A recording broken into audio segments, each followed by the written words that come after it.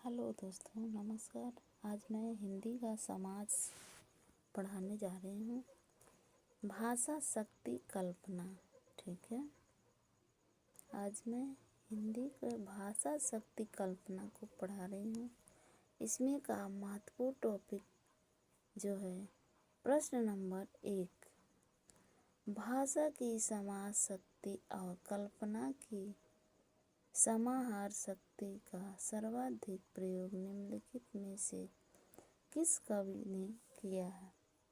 ठीक है, पहला है बिहारी, दूसरा है चिंता, और तीसरा भूषण, और चौथा है घनानंद। ठीक है,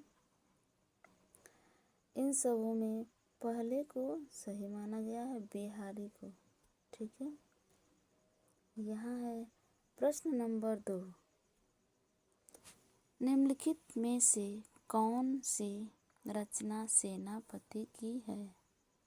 ठीक है, ए है रसराज, बी है कवित रत्नाकर, सी है राम रसायन, और डी है भाव विलास।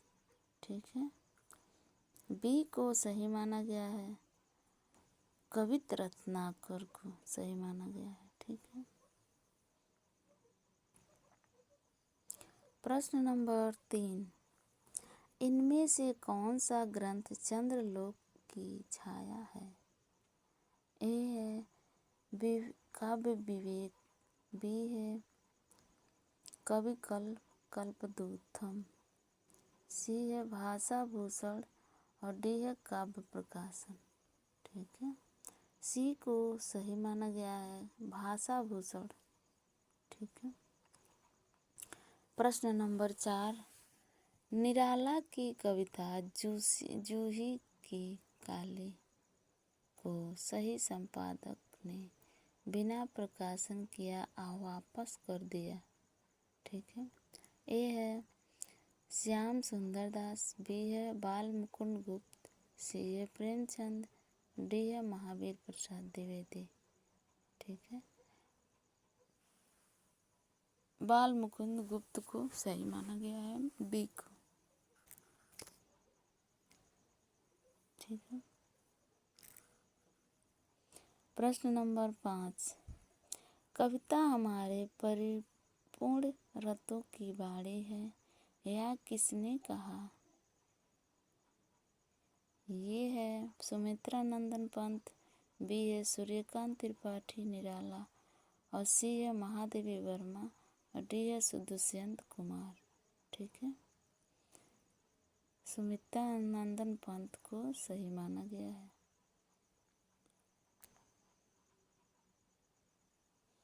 प्रश्न नंबर 6, रामचंद्र शुक्ल ने रहस्यवाद के मूल अर्थ किस छायावाद के को सर्वाधिक प्रमुख माना है। ठीक है, ए है पंत जी को, बी है प्रसाद जी को, सी है निराला को, और डी है महादेवी वर्मा को। ठीक है, इन चारों में से डी को माना गया, महादेवी वर्मा को सही माना गया है। ठीक है, प्रश्न नंबर 7, किस प्रगतिवादी कवि ने सीता पर खंड काव्य रचना की है। ठीक है, ए है त्रिलोचन, बी है केदारनाथ अग्रवाल, सी है शिव मंगल सुमन, और डी है नागार्जुन। ठीक है, इनको ही सही माना गया है, नागार्जुन को। ठीक है, डी। प्रश्न नंबर 8, हिंदी में सानेट का प्रयोग सर्वप्रथम किसने किया था।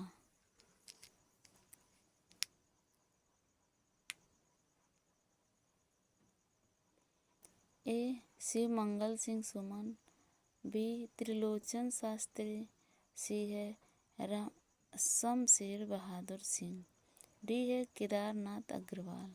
ठीक है, ये बी को त्रिलोचन शास्त्री को सही माना गया है।